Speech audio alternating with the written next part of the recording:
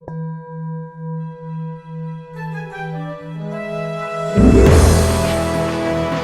Radical Secular Podcast, a demand for justice, equality, and rational public policy.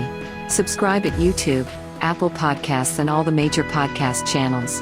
Visit our website at theradicalsecular.com for articles, insights, and our complete library of episodes. Support us on Patreon, and follow us on social media. Happy New Year and welcome back to the Radical Secular Podcast. I'm Christophe Defoe. I'm Sean Prophet. I'm Joe Occhipinti. I'm Pen Occhipinti. We were off last week for Christmas, but we could not, in good conscience, leave our dedicated audience in the lurch for 2 Mondays in a row, so you'll be treated to our thoughts about and reactions to Netflix's sensational new production, Don't Look Up. Is the movie any good? What points is the film trying to make? Is it successful? Stick around and find out. But first, I want to remind you that if you like our show, to make sure to subscribe, leave a review, check out our Patreon, and tell your friends to listen. New episodes post Mondays at noon Eastern on YouTube and on all the major podcast channels. We also publish new articles regularly in our journal at theradicalsecular.com. All right, let's get right into the t-shirts. Joe, what do you have? Well, I know this movie is really a dark comedy satire, but it really does speak to science and our relationship with science in this society. So it seems like an appropriate shirt. Perfect. Definitely. Right on point, man. And we are joined today by Joe's son, Pen. Pen, why don't you introduce yourself and tell us about your t-shirt? Hello. So a bit about myself. Yeah, my name's Pen. I'm non-binary. I'm 23, and I study game design in Fitchburg State. So I love the movie, and the shirt I'm wearing is Godzilla because basically they're all disaster movies, and this was in essence a disaster movie. But I just had the idea of now seeing a Godzilla movie that also hit the societal response as accurate as this one did. Really great points, Pen. Really appreciate you being here and contributing to the conversation today. I think the Godzilla shirt is right on point, and I will get into the feelings about the movie, but that sort of disaster movie feel that you're talking about, that was definitely the vibe. For sure. Sean, go ahead. Well, my shirt is straightforward. It says, "Want results? Try the scientific method." And so, Yep. Absolutely. I don't, it's like, it's kind of on the nose, and the entire film is like, hitting people over the head with, hey, listen to fucking science, damn it. And we've been all saying it for 50 years and, or longer. I mean, it's the first articles about climate change came out, over 200 years ago. When they were doing calculations about coal burning and, right at the start or even before the start of the Industrial Revolution. And they knew then that it was going to be a problem. So Unreal. Science. Unreal. And of course, right on point. And by the way, we didn't coordinate this, everybody out there. We didn't coordinate this. We all just sort of came up with this. I think it speaks to a lot of our takeaway from the film. I know for me, my shirt is the Darwin fish, but with the science in the middle, right? And the rocket fins. Right, and the rocket fins. And so my takeaway, and we'll get into this, it definitely, let's put it this way. One of the things that struck me the most about the movie was the vibe of just despair among the scientists themselves, right? Like, just like they were like having a mental breakdown, right? And having the truth and having no one listen, it feels like you're insane. And that's sort of a lot of the vibe. So anyway, before we get into the body of the show, though, I'd like to announce our new official sponsor, Cannibal and Company, a small business located in my hometown of Jersey City and at shopcannibal.com. Now, that's Cannibal with a K, and they stock a rotating collection of goods ranging from apparel and accessories to home furnishings and fine jewelry. Cannibal weaves its forward-thinking vision together with its traditional roots to provide an expertly curated experience of unique and locally sourced finds. We are grateful to Cannibal for sponsoring our show, and you all should go there and begin shopping immediately. I'd also like to thank everyone out there who supports the Radical Secular through Patreon. We are a labor of love, and every penny you send us goes toward our production costs. Your support is a tangible expression of your confidence in what we're doing here, and we really are deeply grateful for that. And we're grateful for all of our listeners and viewers. So, but especially the ones who pay. Let's dive into our conversation for today. And fair warning, everyone, our discussion will ruin the movie for you if you haven't seen it. Spoilers will abound. So if you haven't watched the film yet, go watch it and then come right back here and witness our brilliant analysis. It'll be the best analysis you've heard. The very, very best. We only have the best here. Also, our conversation today assumes the audience's familiarity with the film, so please don't expect us to provide a bunch of descriptions about the characters, the plots. We're really just going to get right into it. And okay, so with those disclaimers safely behind us, and before we discuss specific elements of the movie, I'd like to do kind of a lightning round. So and I'm going to start with you, Joe, right off the bat. Did you like the film, or did you not like the film? Yes or no? Oh, Christophe, you know how much I hate yes and no questions. Hard to answer that one. I actually, I'm going to watch it again, I think. And I thought I want everyone to watch it. I think it's a very important film for everyone to watch. But did I like it? Hell no. I loved it as a film, but it was painful for me. It's excruciating at some points, actually. And I'll talk a little bit about that later. But man, I tell you, the fact that we have to have this film and that it's such a controversy, it's just, says it all. It really, really does. It really does. You know what? I'll let you go, Sean. Yes or no? What do you think? I love the film. It was an important film. My capsule review is it's very much, it has elements of Network, of course. And certainly, other people have mentioned Dr. Strangelove. I don't necessarily see that as much. But what I really think about this film is that it is a mirror. It is a mirror for everyone. If you have psychological issues, if you're unresolved, if you don't understand what's going on, you're going to have a problem with this film. And we see that on the conservative side and the liberal side, all sorts of people complaining. And what they're actually seeing is their own sort of contribution to the non-response to this issue. This is going to make everyone feel something. And, your jaw is going to be on the floor in places. You'll be laughing in places. It's poignant in places, tragic in places. It's got it all. So I'm looking forward to diving into this. Awesome. And, I did like the film. I thought it was really well done, and that's not to say that it was enjoyable to watch, but it was really well done, and frankly, in a lot of ways, it was amusing. I thought it was the way they did it was really cleverly done. I love DiCaprio just in general. I think he's just so great, and I love his commitment to this issue. In general, as a person who really has it all, he has made this his life's work essentially.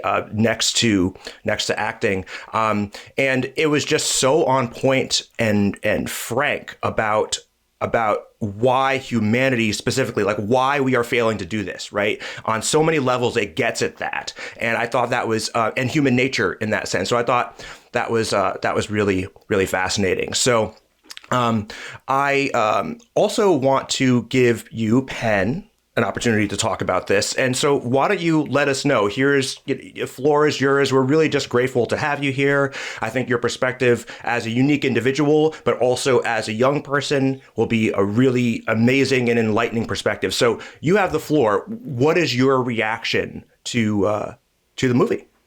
Thank you. I love the movie. I agree with pretty much everything you guys said. I think everyone should watch this, and it really does hit the nail on the head with a lot of issues that society faces right now. It did definitely leave me shaking in a few places, but other parts of the movie are where it was beautiful and cathartic and gets across the meaning of what it feels like to see this impending disaster that's definitely going to happen and happening, and no one's treating it appropriately.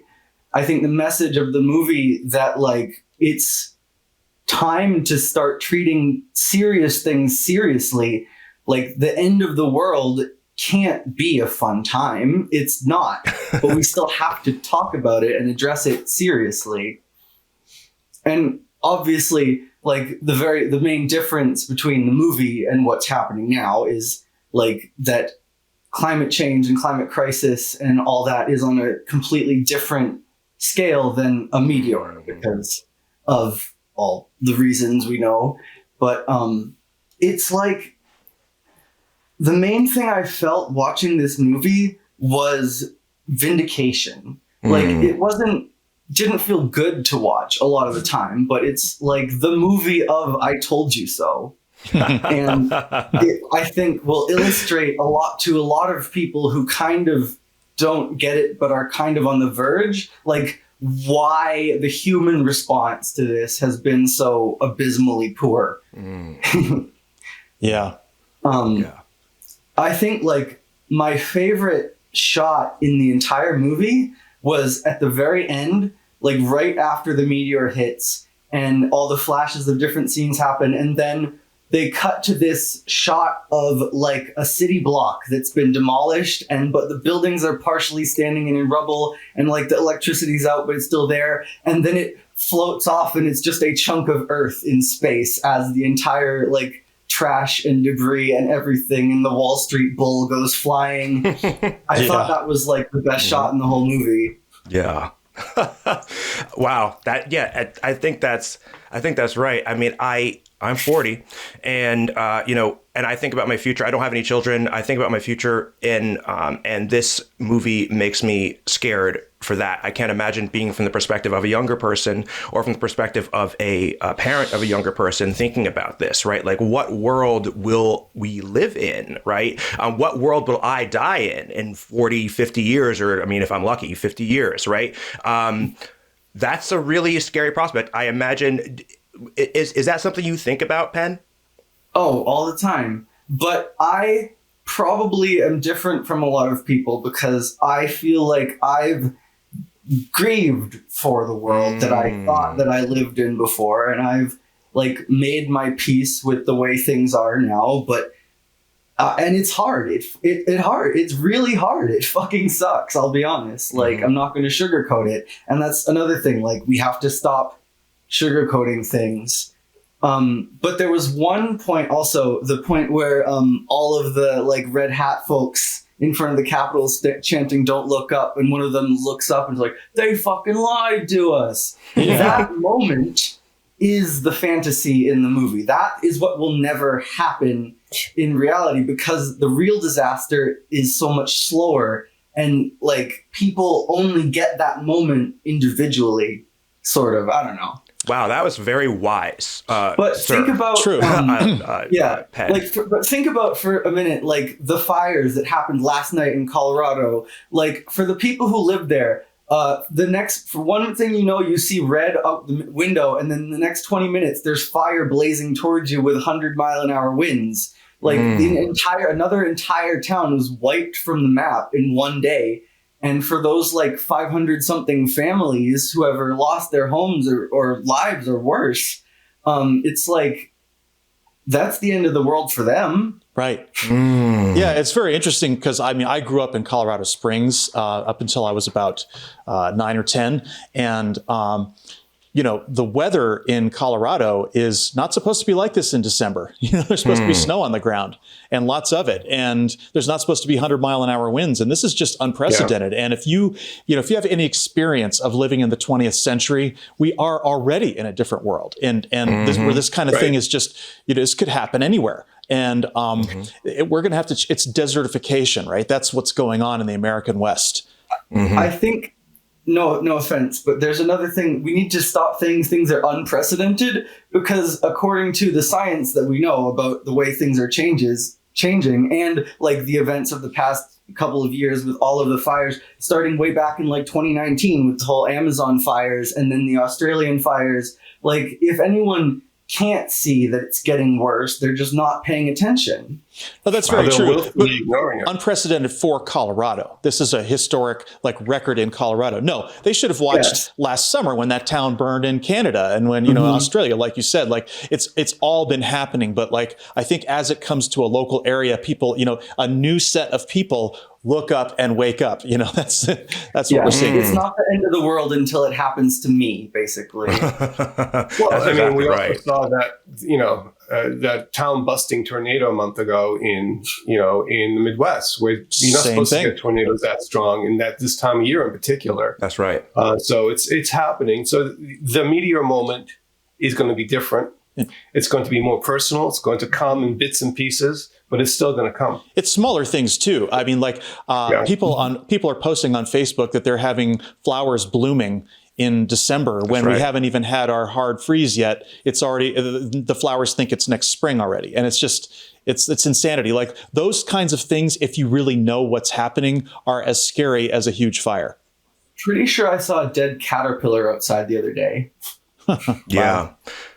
Go ahead, I think the biggest takeaway that anyone should take from the movie who watches it is that the system is broken and billionaires won't fix us, won't save us. Mm-hmm. They're techno saviorism is as dangerous a path as denial of the problem, basically. Well said. That was definitely a message in the movie. Well said. I think it's not about technology, because the technology is the good part, like any tool, right? You have technology and you use it for good or ill, or not use it at all, or use it inappropriately.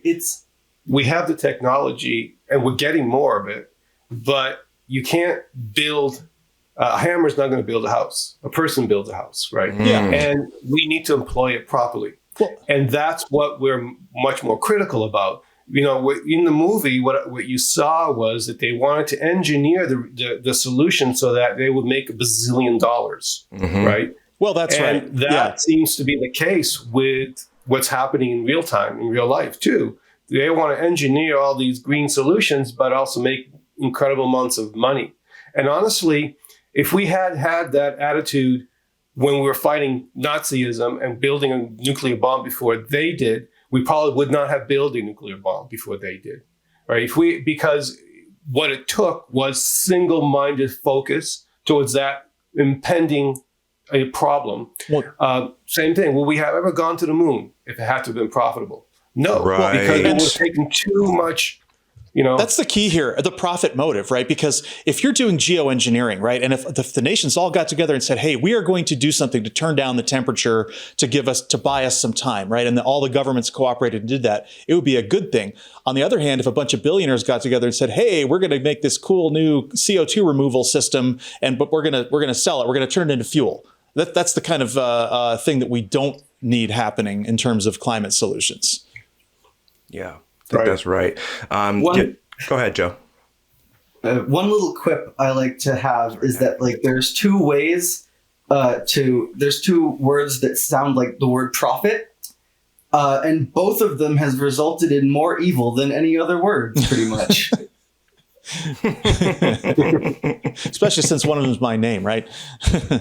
Oh, I'm sorry. No, it's true. But it's funny. I was born to cult leader parents, right? And they did a lot of damage. And so the name Prophet, it is their actual real name. It came from my father and goes back generations. But yeah, they did pretend to be prophets. So that's. And I think Leonardo DiCaprio's character goes through the whole arc of having such faith in the system, that people obviously are going to deal with this eventually, but it just doesn't happen. And that's what's been happening in real life and what it looks like to people who are younger, people like myself, and to Generation Z, who's slightly younger than I am, because I consider myself in that lost generation that's sandwiched in between the millennials and Gen Z. It's a whole nother topic entirely, but well, awesome, guys. Everyone, I am really glad that you came, Pen, to spend some time with us. I want to sort of open up into the sort of next topic that we're working on here. And I wanted to ask you all, if you had to describe, I want to sort of force us to come up with a main idea for the film, right? So, for example, if I had to, and I wrote this down already, if I had to use several sentences to describe the film, I would say that it is an outstanding film which describes the nature of the climate crisis in uniquely accessible terms by using the proverbial giant meteor as a metaphor. Its take on human nature and on human culture is accurate, funny, and terrifying. The great news is that you can watch it on Netflix. That's my thing. Now the question, so that's what, if someone asked me, like, how do you describe the film? I want to sort of get how you all are thinking about it, right? Are you thinking about it just generally in a sort of relatively tight idea before we really get into the details? Well, I think, by the way, it's #1 film on Netflix already. Which is great news. Yeah. Just great news. It's really worldwide, #1 worldwide.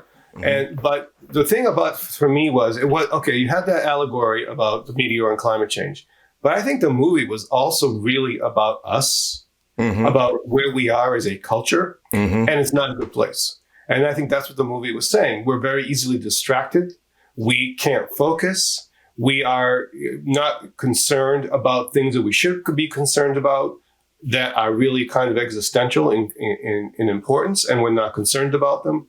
We are in a place where we can't, because of all that, we can't have solutions. We don't know how to proceed as a people. I mean, some of us do, but not enough.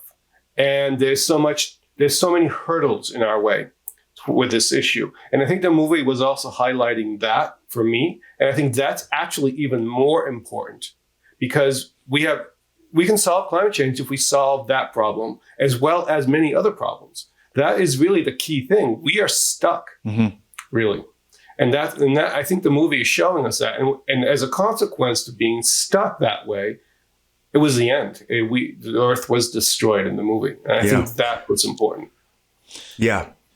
Yeah. Sean, why don't you go ahead? I didn't have anything particularly prepared for this, but just to sort of echo what both of you said, in the sense that the distraction, the triviality is the giant meteor.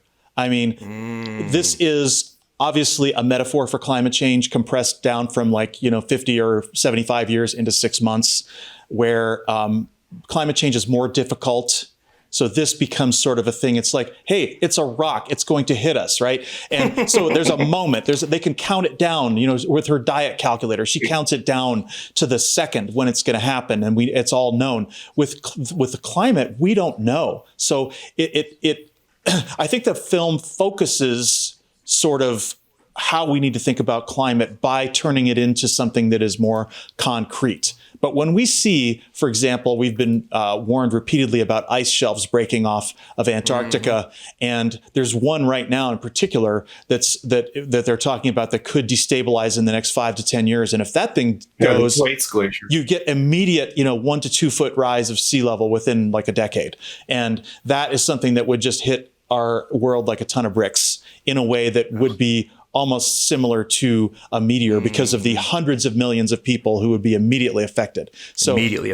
That's it. But the enemy in this situation is this apathy and this distraction. And, the celebrity shit was perfect because the knives were out in this film for the left as well as the right. And for example, that concert they had, there's 25 days left to stop the meteor. They're having a fucking concert like We Are the World or something like that. And having Ariana Grande in there, she was clearly not a nice person, and yet she's doing this benefit, and it's just like that. It crystallized and encapsulated sort of the liberal, ridiculous culture war stuff that liberals get involved in. There was a sign, somebody was holding up a sign, and it was like, stop 8G. It's like you're saying, we have 5G, well, it's like 8G, and you're still doing the same stupid shit, right? So I feel like there was something for everyone in this film. There was something to offend everyone in this film, and a lot of people I know, even liberals, turned it off in the middle and didn't watch.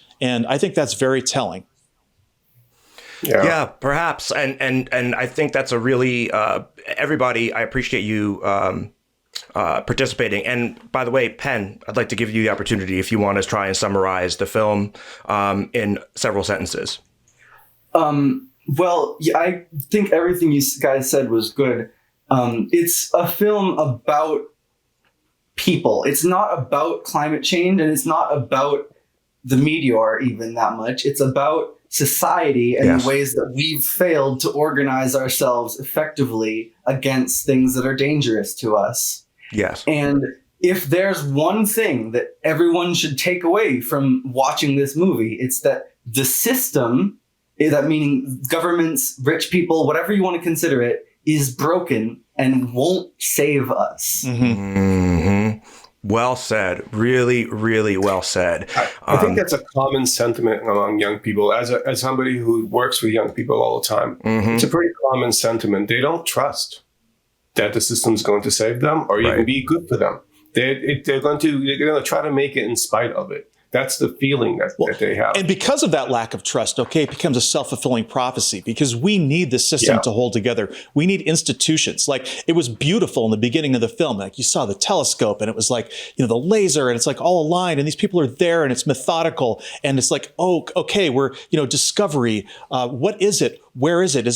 Where's it going to go? And just this honest, earnest search for truth. And as soon as you got out of that temple of that telescope, right, all hell broke loose, and they couldn't communicate this most basic discovery. Totally. Yeah. I agree with all of you. And one of the themes, there's a couple of themes that I see developing here as we talk. And one is that obviously the centrality of science and facts, right? That kept hit home in the film over and over and over again. And also this idea that the film is, although it revolves around an extinction level event, a meteor, really what it is a mirror. It's a reflection of our society. It is a damning portrayal of our society. So I want to ask a question now, right? So I guess, what is the goal of the film, right? The film, because one might walk away and say, okay, well, the goal is to get us off our asses about climate change. And it is, obviously. And if that is the goal, how well did it achieve that goal? Do you think this gets people off of their asses? Well, I think that it's really less about climate change than it is care about the things that matter, right? Because so many times, over and over again, it was sports, it was celebrity culture, it was trivialities. The meme culture on Facebook. When she gets on TV for the first time and she's hysterical. Yeah, it was over the top. She shouldn't have done that. But at the same point, she's trying to say, hey, look at what's happening. We're about to get hit by a meteor. And so all they could do was attack the messenger. And that's what we need to stop doing, is attacking the messenger, because we're going to have many messengers of many serious things we need to think about and deal with, for everything from housing to the climate, to just general pollution, to environmental racism, to there's so many things that we need to improve in society. And the response is often just to mock the messenger. Oh, that person looks funny, or oh, that person is fat, or oh, that person is whatever. And as a way of just deflecting. And I think this film, what was brilliant about it is it showed how many different ways people would deflect rather than just stay focused on the issue. The scientist, he's on there for his big interview, and they're like, oh, are we alone in the universe? Is there life out there? Oh, you met little green men, didn't you? And it's this deflection to joking all the time. And it's like, we can't afford that anymore. I think that's right. Exactly. Pen, it sounds like looks like you have something to say. I was like, yeah. One thing I noticed about the film is that this isn't a new story. The story of the film is the same story as Chicken Little. The sky is falling. The sky is falling. That's literally, a great point. Literally, in this case. It really is. In this case, absolutely. Absolutely. So let's talk about Joe. Joe, do you have You know, Jump Christophe, in. you talked about science and the importance of paying attention. I was reading this critique of the film today on CNN and how, here are liberals going at it again, making the same old mistake of putting scientists like they know it all. I mean, they do know all. Right. Compared to, who else would know about, disease vectors and pandemics than, epidemiologists and scientists? Who else knows about the climate but climate scientists or astronomers about astronomy?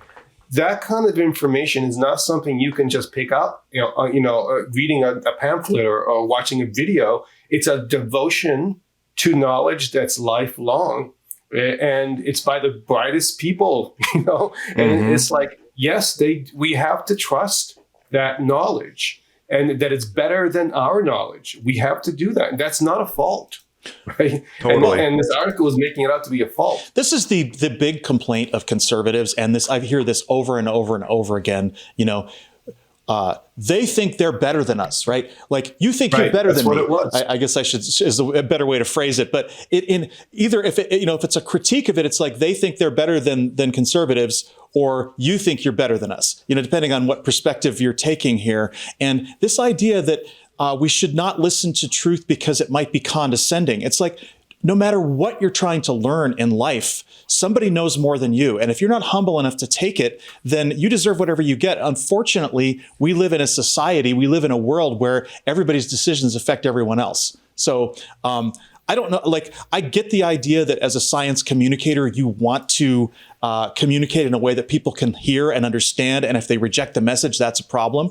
But this has been going on now for 50 years. That might have been something that could have been talked about back in the 80s or 90s when this wasn't as well known, right? But now this has been weaponized to the point where it's like, these guys don't want to hear anything. They don't want to hear about masks. They don't want to hear about vaccines. They don't want to hear about climate change. They don't want to hear about anything that makes them have to learn something or change their behavior. And it's like, I'm sorry, scientists are better than them, are better than you, however you want to look at it, Totally.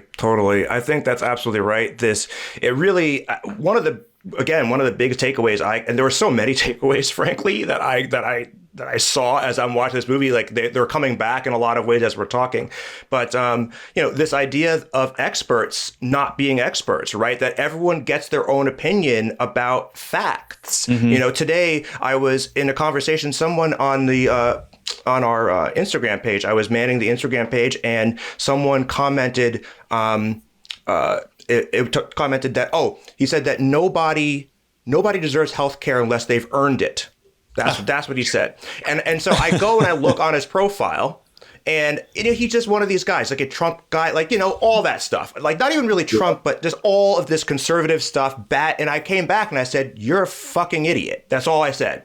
And then he came back and I told him exactly why. Is because look, you think you get to make up the facts as you go along. You think that your opinion on scientific matters is relevant. And I'm like, I'm not even going to engage that. Why? It's not even worth my time to engage that. And that is, I think, this one of the big takeaways from this movie. I also just love how they talked about, remember when he goes, the billionaire is in the Situation Room, right? The most one of the most confidential, places on the planet, right? Right. And he walks in and says, and then Jonah Hill's character says, "Oh no, he's double platinum, evil double platinum. Yeah. He's donor level. He gets full access." And it's just right. So they talk about the dysfunctionality of the government in such specific and useful ways, right? That really reflects. It's almost hilarious. It's not, obviously, but it really puts these issues and these ideas in a way that was really, really digestible. I thought it was fantastic. What did you guys think about the way that it dealt with the government in general? Well, I think that what it did was it did it in a darkly comical way, and it did it in a dramatic way, but it really highlighted this unholy alliance between the corporate world and government, because it's real and it's there. And if you look there's so many measures of that the hand of the corporate power is completely immersed in government at many different levels. and they pursue their own agendas, whatever they may be. In case of climate change, their agenda is to navigate it so they make tons of money at best, right? And bunker down in New Zealand. At worst, they want to stop climate change action, but at best, okay, maybe they want to save the world, but they want to do it in the way that they profit first. And if that doesn't happen, they're not interested. Yeah. And that means they're not going to consider solutions that would be much better and more, apt for this, because they're not profitable, which is not what we need to be. We can't be there. We don't have the time for that bullshit. That's right. Well, and so that. Oh, go ahead. Oh, well, I was just going to say, for me, I mean, there's, since I'm not religious at all, I mean, there's something about our government and about the Capitol building and about the White House and all of those things that have been just so desecrated in recent years. And this sort of just really brought that home. I mean, it was bad enough to watch the Trump family shit all over the White House, right? But then you see their supporters shit all over the Capitol, literally with shit, right? Okay, so we've seen this utter contempt, which started back with Ronald Reagan when he said, the scariest words in the English language are, "I'm from the government and I'm here to help," right? He started this whole attack on government as an institution that has continued. And it's part of this whole libertarian right-wing thing where a lot of these people, they have completely debased the validity of government as something that works for the people. And for them, it's just a way to sort of implement their ham-fisted power, and also to allow corporations in to just sort of buy the whole thing. I mean, the best illustration of that was the one, I believe it was Time Magazine did with Trump, and it showed the octopus over the White House, where with all of the coal companies and the oil companies and the Koch brothers and all the lobbyists and everybody who had their hands in the till during that administration. And so I think, and still have their hands in the till. Yeah, and still blocking progress. And unfortunately, younger people have never seen that positive vision of government. They weren't there with JFK. That's they awful. were not there with FDR. They weren't there with Lyndon B. Johnson, and they have never seen government do big things and good things. The whole they've ever seen is the shit, and that you wonder why they're suspicious and they have no trust and no faith. Yeah, and at the same time, though, somehow if we can't dig deep and find that trust and make it work, we're lost. We just have corporations in charge, and that's with nothing in between. And that's right. Government was a check on corporate power to some extent. For a while. Until for the a neoliberal while. age, they were. They Definitely. really were. Definitely. And that's a history thing for most people. They don't know that. They don't know that government had that role and that function. It's completely believable to me. Well, I can't picture a time like that. No, the early 20th century was a time of trust busting, and it was a big deal, and it was successful. And I think they broke up Microsoft. I mean, so the thing, they broke up AT&T. I mean, so it can happen, and it's just not happening now.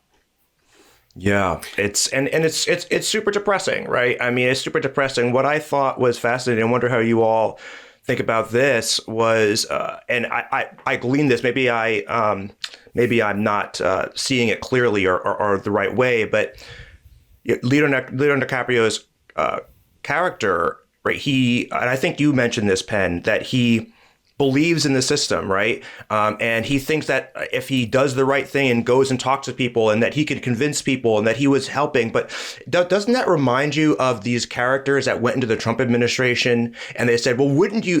I think he actually said it at one point, which is, well, don't you want one of the good guys on the inside, right? Making sure that things don't go completely off the rails.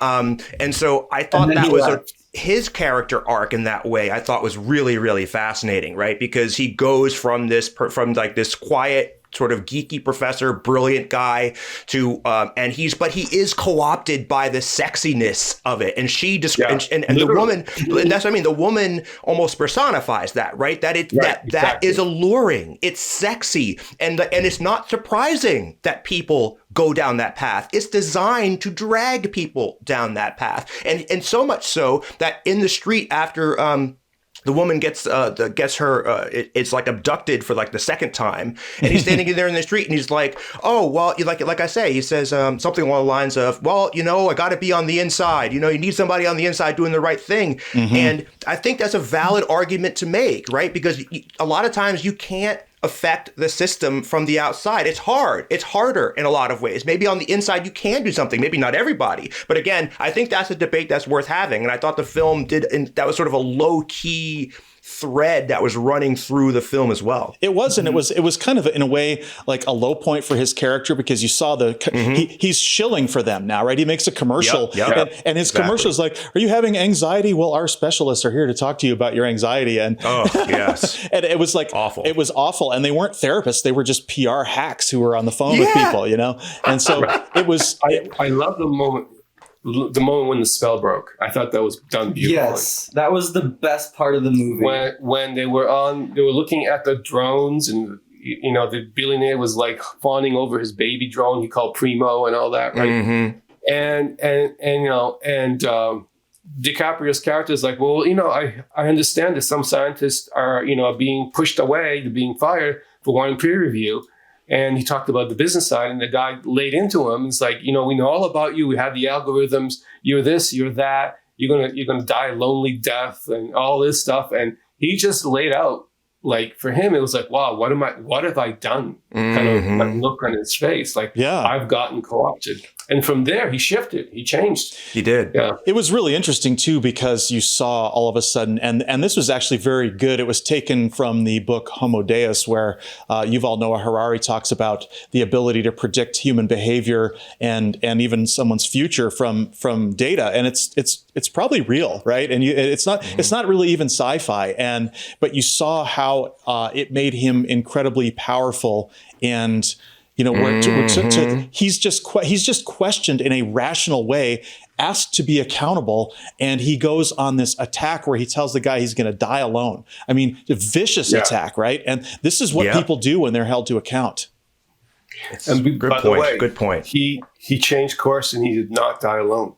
No, he didn't die alone. I feel like that's a really important part of the movie that we haven't really talked much about yet, is the human aspect to it.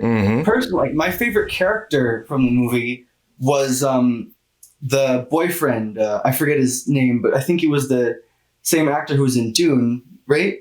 I think so.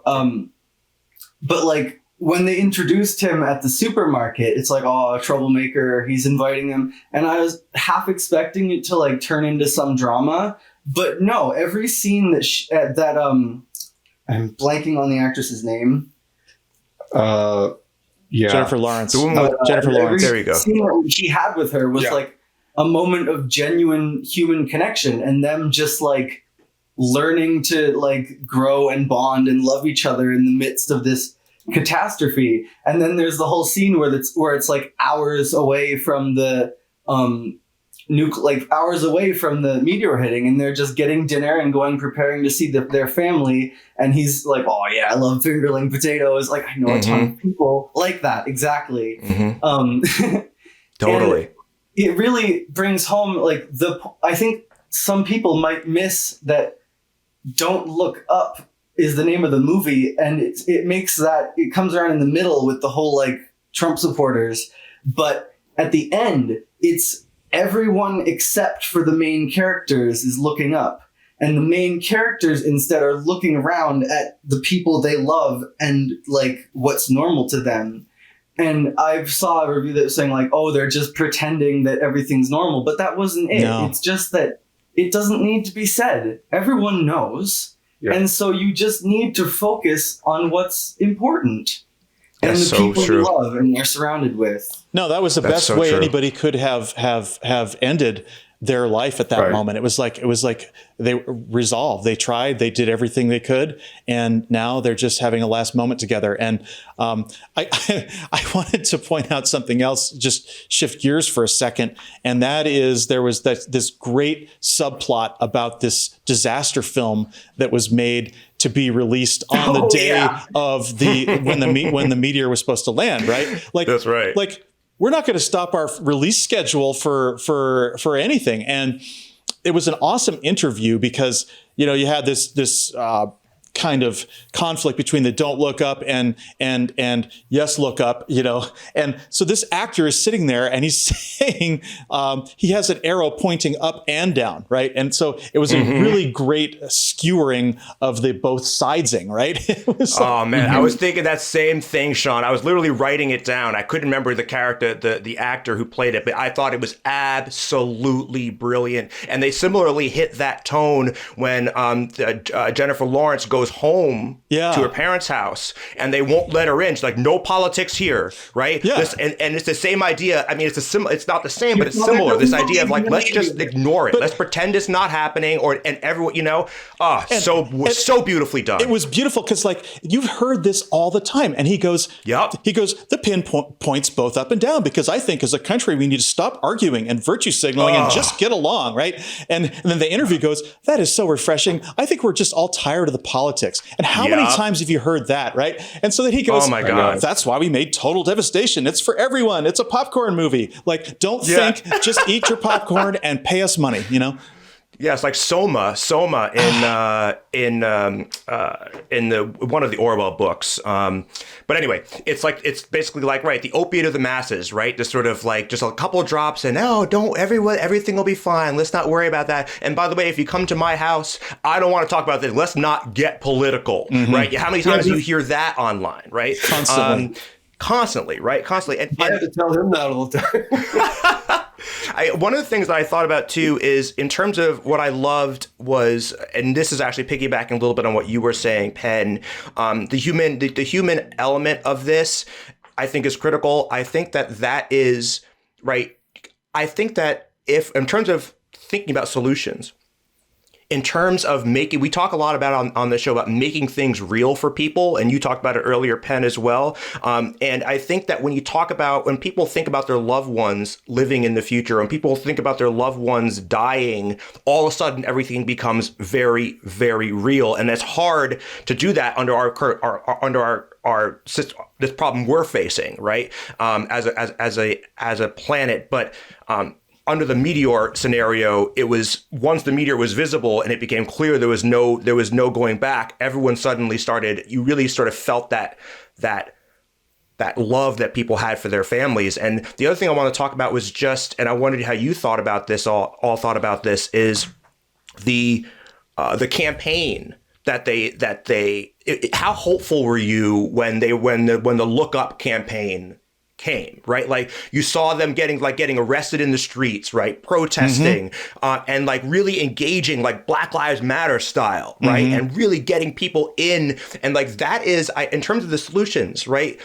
That kind of organizing is inspiring, man. It really is. It makes one think like, how can we do that same sort of thing with climate change? And it's harder, I guess, because it's so far away in people's minds. But maybe not as it gets more real. Well, there was a little bit of pathos there in the sense that, like, yes, people were finally sort of taking notice and yes, look up and all that, but it was too late. Too late. It was too late. And the concert, too late. It was like, and this is sometimes when we have a planetary physics problem, sometimes activism just isn't even enough. Like, are people willing to stop buying gas? Are people willing to stop flying? Are people, how this is going to take some serious effort to deal with. And it's going to be like foregoing the $140 trillion space rock. Like we're going to have to acknowledge that, there's sacrifices going to have to be made. And how do you tell people that? How do you get people to march to make a sacrifice, as opposed to, you know what I mean? Yeah, I see your point. Well, one of the things is about language, especially with things like the glacier, is like we need to start talking about things in terms of will happen, not like could happen. Because like for that one in particular, it has been predicted to collapse within the next 10 years. And as we all know, everything is sooner than predicted nowadays. So it's going to happen. People just aren't going to change in time because we can't. Right. It's and to go back to something you said, it's like everyone, even when they do like manage to realize what like the depths of the problems that are affecting us, it's like a lot of people can't afford the mental energy of dealing with that because they have their own problems in their own lives. They have to pay the bills. They have to like take their kids to school, et cetera, et cetera. I hear that. And that's a great point. They definitely do have to attend to their lives, but it's that old statement, deal with reality or reality is going to deal with you. And I've been hearing literally since the 80s, the same argument about, people have their lives and they're just too busy. Yes, that's the issue. That's the entire issue right now, is that we are going to be forced into a situation where, like the meteor, no matter how much we're self-absorbed, no matter how many problems we have going in our own lives, we will suddenly be forced to pay attention at a certain point. Well, and even before that point, it's already happening. Go ahead. People have to look up, and they have to become aware that it's an issue. And it's a problem of the magnitude that it is. Why isn't that happening? Like, why isn't that happening as it should? Because the meteor is there. The science is telling us there it is. There it is. It's coming, right? It's unequivocal at this point, right? You look at every single scientific body on this planet, and science is done that way. Science is done through peer review institutions. It's the institutions that hold and disseminate scientific knowledge. Every single one is saying this is real, this is bad, this is an existential crisis. It's to some degree, right? It's a planetary emergency, and yet nothing is being done. Why is it that this has not been communicated? And I think it goes beyond just people not paying attention and being distracted. I think there's a psychological element to this. Definitely. I think it's similar to, like, let's say, the difference between being against racism and being anti-racist, right? If you're going to be anti-racist, you got to own it, right? You got to own it psychologically. You have to understand, yes, maybe I'm a good person, but I'm also complicit. So I'm also responsible, and you got to own it. And it's the same thing with the climate issue, right? If you really take it seriously and you look up, it's like, holy shit. No, I have all this great responsibility now that I have to do. Right? The response to the film is the response to the climate. Like, the people who get it are watching it, and the people who don't want to get it are tuning out. And that's what we always see. But I still think there's value, because culturally, this has created a conversation. And the conversation is, even the people who tune it out are aware that it exists. And they're aware that maybe they watched half of it and got irritated. And that little seed will be planted, and as these things happen, because a big space rock just hit 500 houses last night, in outside of Boulder, Colorado, and a big space rock hit a town last summer in Canada, and that's how we have to think about this. Is we're already getting millions of little space rocks are constantly hitting the Great Barrier Reef and the Amazon and like every old growth forest in the world. Yeah. It's true. It's absolutely right. So look, what I wanted to think about as well, and I wanted to say anyway, is one of the things that really struck me through the film. There were so many things, but one of the things that really struck me was, and I mentioned at the top of the show, is the despair the scientists experience, right? And I don't mean it in a professional way, although that is true. It's professionally frustrating. But you saw each of them more or less have a breakdown, right? I mean, so you saw the black scientist, who's, I can't remember his name, but his character. I mean, I love that, first of all, that they made him a significant part of the movie, even though he was kind of like a peripheral character, but he mattered all through the movie, right? And all the way through till the end. And he's literally at the table at the end. Fantastic. He was the chief of the planetary defense. He was like, that was his title. That was his title. And I just love to watch these. I don't loved it, obviously, but they did a brilliant job of demonstrating how this affects people on a very personal and individual level, right? Their lives fall apart essentially as they lose their mind. It's like being Copernicus, right? It's like it's the equivalent of being burned at the stake for your beliefs, right? In this modern world, you really can say whatever you want, but right, you can be in some sense like socially ostracized, right? I mean, she gets skewered on social media for her outburst about a very reasonable outburst under the circumstances, a very reasonable outburst under the circumstances. So, and you see this similarly with, this is a kind of a out of left field, it might sound like, but teachers quitting en masse, right? So you have civil servants like that, right? People who are just the people who are doing the nuts and bolts of this stuff. It's not necessarily sexy. The stuff that keeps our civilization moving, right? These people are often demonized by the right? They're told that they're not that they're crazy. And I thought that the film, in dealing with the scientists on that very personal level, did a great job of highlighting that. Yeah. I mean, I've been working in academia all my life. I know some climate scientists personally. I'm friends with some of them, right? I know the type, and they are very, very serious people. They take their work very seriously. They take what they do very seriously. They want to do the right thing. But I've seen one after the other. Like over the course of the last 30 years, people that I used to follow, scientists I used to follow, I saw them all, not all of them, but some of them in despair. Some of them quit. Yes. Like and some of them just decided to just hunker down and not even do it anymore, just be scientists, and that's it, because there was just so much hostility towards them. I even know this one guy, my boss at one point, maybe like 20 years ago, who was really a conservative, right? He didn't believe in climate change. He poo-pooed it when I worked there. So I had this issue with him because I was teaching it and he didn't believe in it. But then like a few years later, he said, oh my God, the data is there. It is real. And it's absolutely real. And now he's like, has to fight with people because he has a lot of, he's in that conservative circle all the time because no one takes him seriously. They're like, well, we'd rather listen to some schmuck on YouTube than this guy who's devoted his life to it. And it's like so frustrating, That really is frustrating.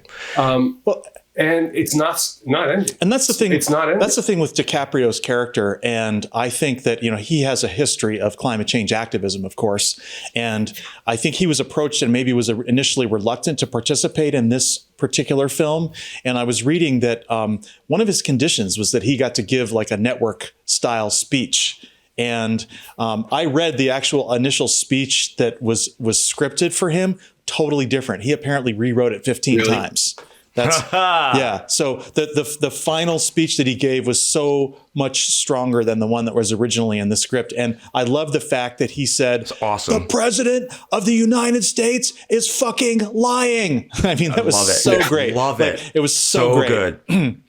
It's like this entire climate change thing is like and the entire film felt like the emperor has no clothes, right? It felt this vibe of just like, why are we obviously not paying attention to something that we can all see? Why are we pretending that this isn't happening? We know it's happening. Let's stop playing fucking games. And that's why it kept hammering that home. And especially, like you said, it's DiCaprio's speech at the end and her outburst also in the beginning was a similar thing, right? And I love that his character comes to that at the end, right? Through his he's anxiety. He's the voice of reason in the beginning, and then by the time it's over with, he's like, "Holy shit, the entire world is insane," everyone is crazy. Everyone is crazy. So, and you mentioned frustrating, and it's deeply frustrating, all of this. But one thing that I want to ask, and I want to ask Pen this, but I'll set up the question first, and that is right. Social media. Social media was one of the big themes throughout the entire thing, right? I am not a social media native. I wasn't born into social media. It didn't exist when I was born or when I was growing up. But we know that it can be a force for good. Like you said earlier, it's a tool.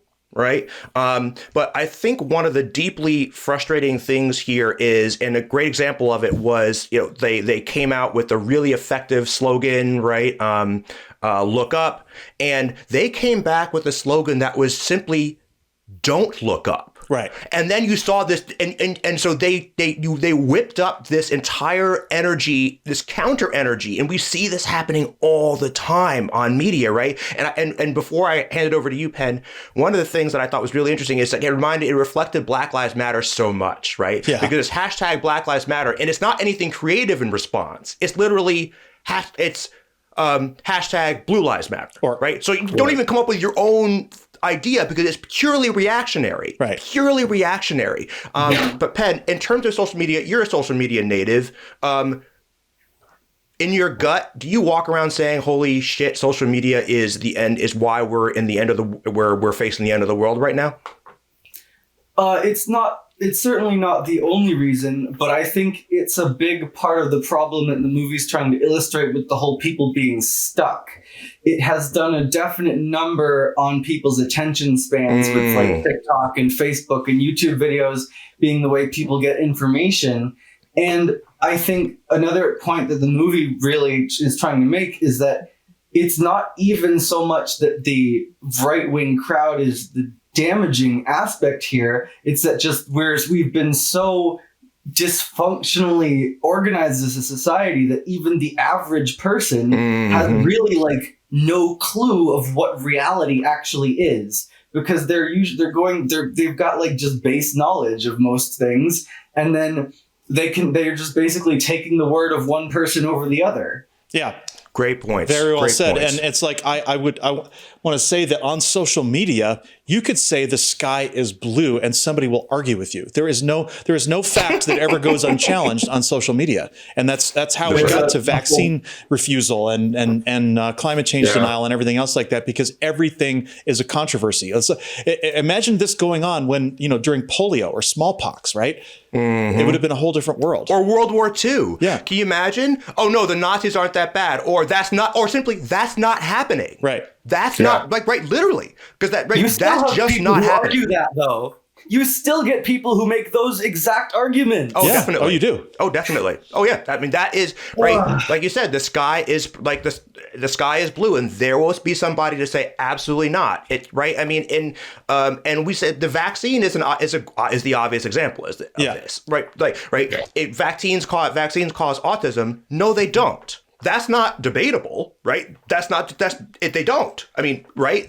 But nevertheless, you're gonna have somebody who's taking this position and with a straight face tell you that. And like you said, and I think one of the important things, there's the whole secondary aspect of that debate, which is, why do you think it would be worse for your child to be autistic than to have horribly disfiguring diseases? Great point. That is a good point. Great point. Really great point. And it's not rational, right? It's not. It's not. It's political. It's emotional. It's manipulative. It is the kind of stuff that it prevents us from having nice things. Yeah. Well said. Like safe Earth. So it's There's one last thing I'd like to talk about the movie, and it's the subtext surrounding the ending, with the billionaire's spaceship and them escaping to the whatever planet 20,000 years in the future. So there's a whole ton of subtext surrounding that. Number one, the rich asshole kid gets left behind and forgotten completely. Number two, the implication that I got from that is their big mission to break up the asteroid was delayed and failed, but the one to escape the planet in cryogenic stasis went off successfully, which implies to me that they must have been secretly diverting resources from that project to their own private project just for themselves. And then the third thing is that once they get to the planet, it's like a bunch of, I said this before the recording started, but it's just a bunch of naked ass old people who are all businessmen, rich fucks who have never done anything productive in their life. They didn't bring clothes with them or anyone who knows how to make clothes. Right. And they step out without spacesuits or any protective gear onto an unknown planet. Yeah. No, the implication is that they are not going to survive. Yeah. Yeah. Well, especially when you see the Bronterocs closing in on them there at the end. Right. That was it, right? That was it. They were done. But your point, Pen, is an absolutely great one, and that is the most galling and infuriating part of all of this is that when the disaster really does happen, when it becomes real, the people who will survive it are the people who are responsible for it. And that is that gut punch. If there wasn't anything that pissed me off in that movie, it was that. There was all kinds of things. I had a whole range of feelings as I went through the movie, from darkly amused to really just in despair and just feeling a sense of despair. But that at the very end was, and I wonder if they did that on purpose, because that at the very end was very infuriating. Well, the fact that they got away with it, right? That really taps that feeling of just like of injustice. These guys are taking the profits from fossil fuels. They've already built themselves like primo bunkers all over the world in places, New Zealand. They're buying up land in places where they think it's going to be okay. And I mean, they're obviously, they know that they are causing this disaster. Like they publicly, their PR firms will deny climate change, but they are preparing for it. And that's exactly 100%. The same thing that this billionaire was doing clearly he was building this rescue rocket long before, with the idea, with the very distinct possibility that his mission to mine that asteroid was not going to work. Yeah. And another thing that we hadn't talked about, and that is that, I mean, this is obvious, but the point where they could have deflected it. Right. I love that they hit that home, too. And not only could they not deflect it, but the reason why they chose not to was because of the billionaire. Very specific thing that they did there, right? Very specific thing. And literally, and of course they did it in the farcical way where the billionaire literally walks into the Situation Room and says, nope, this is off. And I love he walks out of the room and the president doesn't come out right away. Yeah. So he says, and he said, excuse me, can I have a moment of your time? Like now. Yeah. Right? Like it was just like, it was, we say jump, you say, how high, etc. It was really a really amazing part there. Well, that's kind of my point earlier. It's like by having to think about profit, especially like hoarding the profit. Yes. That basically wipes away possibilities of like how to deal with this. Right. Yeah. For example, like I'm all into electric cars. I just bought one. I think they're great. But what we really need is public transportation. And that's just not nearly as fucking profitable. Right. So it's not going to happen. I mean, because what we need is we need to solve this problem first. Number one, not make money first. That's one. Right. That's what right. We need. That's right. And that is the important thing. To be numbers like 99 on the list. Totally. 999. Well, we're getting toward the end of our time here together. I do, though, want to give everybody the opportunity to just sort of, if you have burning desires, what do you like about the show? So it's something that you're walking away with, that you really want everyone to walk away with. Like, what is the nugget of information? What is the takeaway here? Sean, you're up. Okay, well, I think it was a very interesting juxtaposition of the Last Supper moment, which was beautiful and poignant and sad and all of that, with, Ron Perlman shooting the comet, "You'll never take me alive," and Michael Chiklis was great as this hard right patriot dude, and the comet's hitting, and he's like, "There's only one story everyone's talking about today: topless urgent care centers," and that is like that is so perfect as to the way that the right wing media ecosystem works. It is even at the very last moment, like right when something really, really bad is happening that they are responsible for, they have some absurd deflection that people always fall for, and, transgender librarians. I mean, that's an example, it just goes on and on like that. Like, like Drag Queen Story Hour, like that was like a huge deal for them. And this is the lurid insanity that is making us. That brings me to the very last thing I want to say, which is the DiCaprio's improvised line at the end of the film that was also not in the script, probably the most poignant line of the film. And that was, he says, "The thing is, we really did have everything, didn't we, when you think about it?" And so that was it for me, because yes, we did have everything. We do have everything right now, and we are losing it for no goddamn reason. Yep. Well said. That's what makes reality even sadder than the movie, is because there is no meteor. It's just us. Yeah. And Pen, you want to? Do you have anything like burning desires, thoughts on the sort of closing thoughts? I guess if there's anything that people should take away from the movie, is that we all have to deal with this eventually. If we don't deal with it, like, it's gonna end. And the sooner we deal with it, the better off we'll be in the future. But yeah, it's painful and no one wants to acknowledge it. Yeah.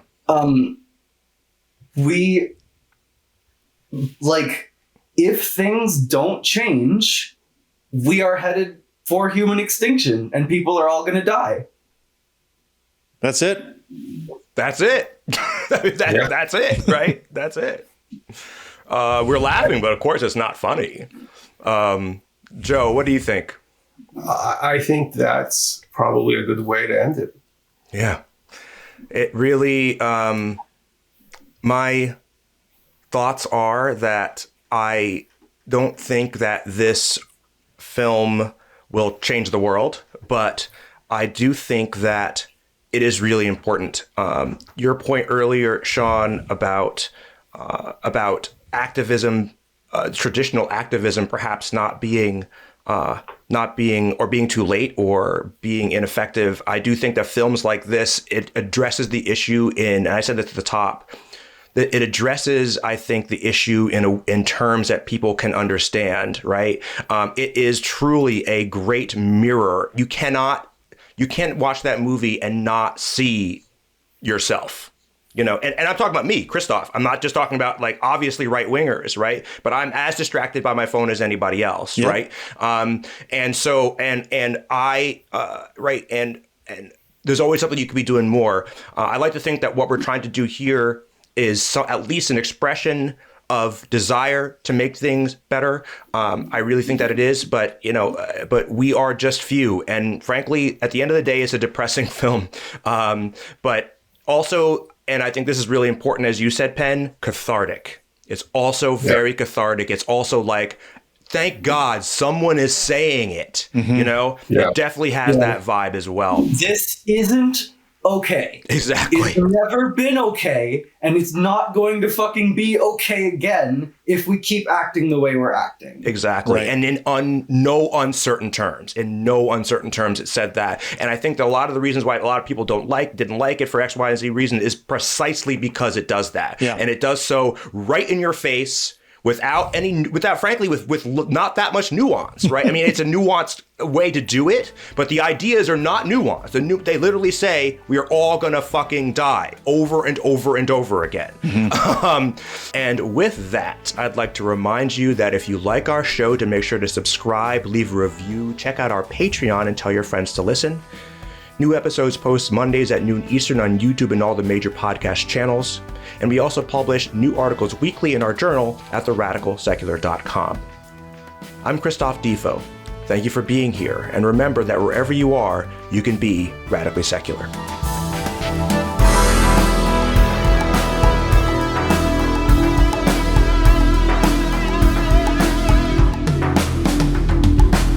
The Radical Secular podcast is written and produced by Christophe Defoe, Sean Prophet, and Joe Occhipinti.